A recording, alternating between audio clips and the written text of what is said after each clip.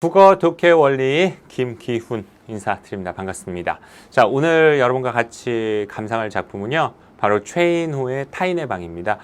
최인호라는 작가는 대중성과 작품성을 같이 갖고 있는 작가라는 평을 받죠. 최인호 이 타인의 방이라는 작품은 1971년에 발표가 됐고요. 최인호의 다른 작품 고래사냥이라든지 이런 것들이 아주 유명합니다.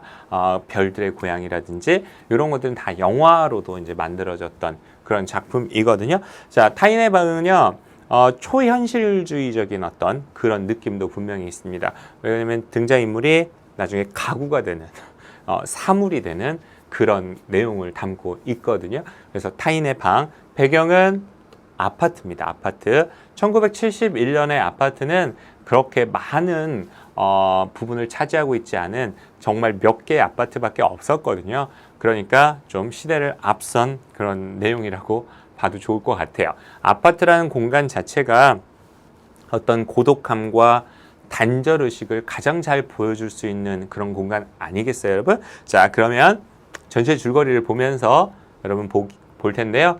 먼저 얼굴을 한번 보여드리죠. 이분이 최인호라는 작가입니다. 베스트셀러 작가인데요. 상도 이런 작품도 드라마로도 만들어지고 이랬었죠. 자, 그러면 1971년에 발표가 된 타인의 방 한번 보도록 하죠. 자, 출장을 마치고 자신의 아파트로 돌아온 그는요, 여러 번 초인종을 누르다가 이웃 사람들과 언쟁을 벌이게 됩니다. 그는 열쇠로 문을 열고 실내로 들어서요. 그러니까 이 부분을 이제 조금 이야기해 주자면, 아파트로 돌아왔는데 자기한테는 열쇠가 있는데 내가 따고 들어가는 게 싫은 거예요. 여러분 그런 거 있잖아요. 우리가 나 스스로 문을 따고 들어가는 거랑 안에서 반갑게 맞이해 주는 거랑은 또 너무 다르잖아요. 그러니까 열쇠가 있지만 계속 두드려요. 배를 누르다가 나중에 막 두드리기까지 하거든요. 그랬더니 옆에 사람들이 다 나오는 거예요. 왜 이렇게 시끄럽게 구냐? 당신 누구야? 막 이러니까 저 여기 집주인인데요. 여기 사는데요. 그랬더니 나 당신 한 번도 본 적이 없는데? 막 이렇게 이야기를 하는 거예요. 왜냐면 아파트 사람들은 좀 단절되어 있기 때문에 이웃이 누가 있는지 잘 모르는 거잖아요. 그랬더니 그도 이런 말을 하죠. 나도 당신 본 적이 없는데요. 이러면서 이제 들어갑니다. 그래서 들어가는데 아내는 친정아버지가 위독하다는 전보를 받고 간다는 내용의 쪽지를 남기고 외출하고 없어요. 그러니까 이제 문을 안 열어줬던 거죠. 그는 심한 고독을 느낍니다. 그래서 아내로부터 더운 음식을 대접받기를 기대했지만, 따뜻한 음식을 먹고 싶었지만 집에는 음식조차 못 먹게 되어 있어요. 다 식어 빠진 것밖에 없었거든요. 그리고 신문을 보려 했지만 신문도 없고요. 시계는 일주일 전의 날짜로 또 죽어 있습니다. 그리고 날짜를 맞추려다가 시계를 내동댕이 치죠. 그리고 욕실에서 목욕을 한 후 음악을 들으며 소파에 길게 눕습니다. 자, 엄청난 고독감을 보이고 있어요. 자, 그러다가 화장대에 놓인 아내의 쪽지를 다시 보는데요. 문득 아내가 거짓말을 하고 있다는 걸 깨닫게 돼요. 그게 왜 그러냐면 이 사람이 지금 어디 갔다 왔죠, 여러분? 출장 갔다 왔거든요. 근데 원래 그는 내일 돌아오기로 돼 있었던 거예요. 근데 아내가 오늘 전보를 받았다고 써놓은 거예요.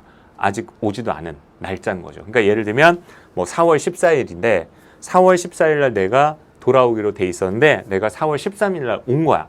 근데 메모에 여보 친정아버지가 위독해요. 나 갔다 올게요. 4월 14일 이렇게 써놓은 거야. 그 날짜가 안 맞는 거죠. 그래서 이거 거짓말이구나 라는 걸 이제 눈치채고요.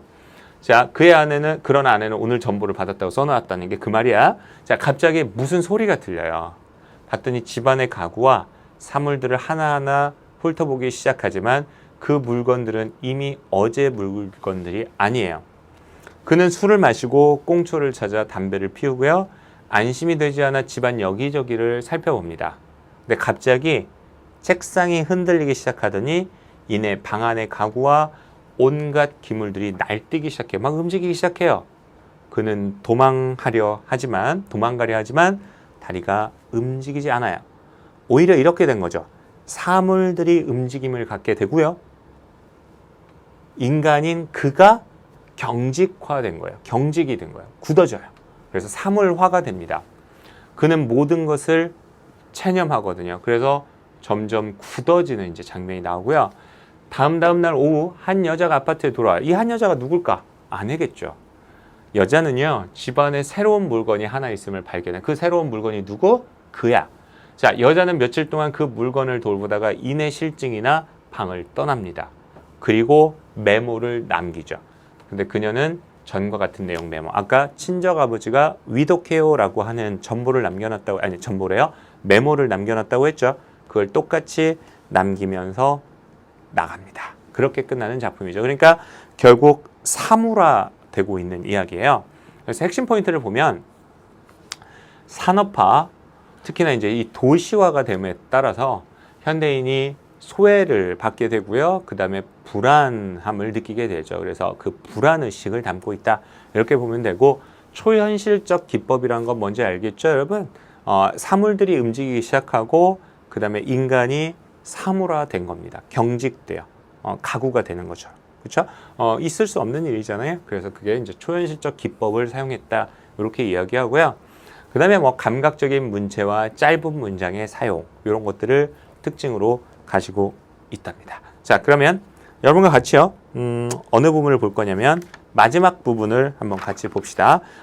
어떻게 끝나냐면 이렇게 됩니다. 자, 다음 날 오후쯤 한 여인이 이 방에 들어옵니다. 그녀는 방 안에 누군가가 침입한 흔적을 발견했고요.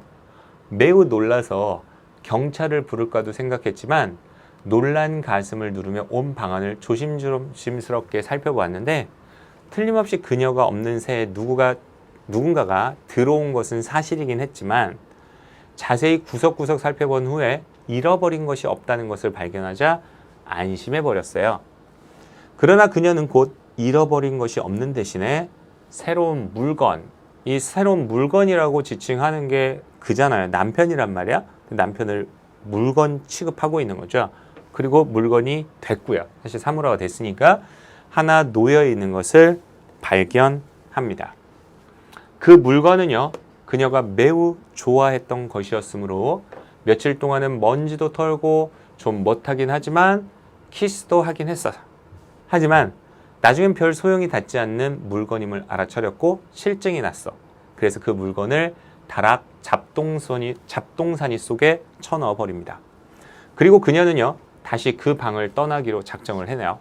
그래서 그녀는 메모지를 찢어 달필로, 잘 쓰는 글이죠. 쫙 이렇게 쓰는 거죠. 자, 달필로 다음과 같이 써서 화장대 위에 놓는다는 거죠. 당신의 아내가 했는데 요 내용이야. 앞부분에 똑같이 제시되는 메모인데요.